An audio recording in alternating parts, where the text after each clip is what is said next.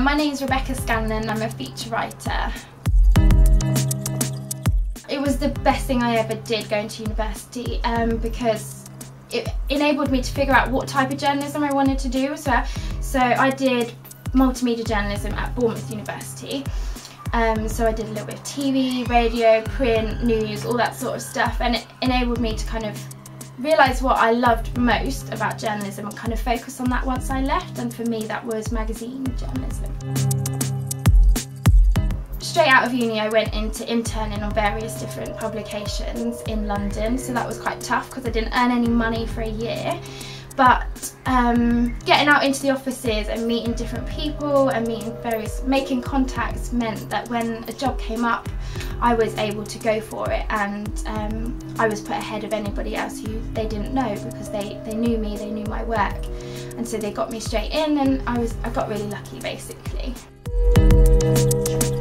I think with magazine journalism you can look at stuff in a lot more depth.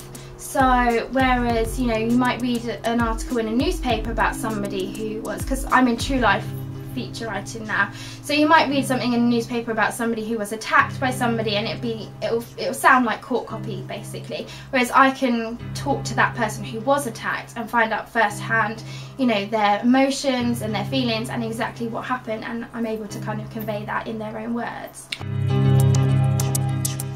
So I worked in London for 3 years and I did a year's internship, so 4 years in total, and then I decided to jump ship, if you like, and go overseas. It was mostly because at the time there wasn't a lot of movement in magazines, you know, there was a recession and people weren't able to develop, and I was really keen to kind of learn more and, you know, kind of move up the ladder, and I wasn't able to do that at the time. And Australia is where I ended up going. And the economy there is booming, magazines are booming over there, you know, sales are triple, quadruple what they are over here. So it was a great place for me to go and be able to kind of develop my skills and progress. Oh gosh, I think it'd be to try before you buy, definitely, because moving overseas isn't easy, it's really tough. You know, being in Australia, I'm 24 hours away from home at the best of times. So what I did was I took a working holiday visa, and that just meant I was able to work over there for up to a year, and it also meant that if I didn't like it I could just hop back on a plane and come home. It wasn't the end of the world.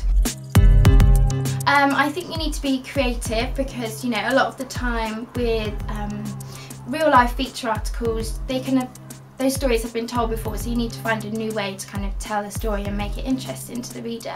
I think you need to be quite bubbly and personable because, you know, when you're chatting to people on the phone and you're trying to convince them to share something that's really personal to them, a true emotional story, you need to come across as being a nice person, and, you know, you need to be able to get out information from them that you want. And I think you need to be kind of hardworking and determined. You know, it's not easy to crack into magazines or journalism in general, so be determined and keep going.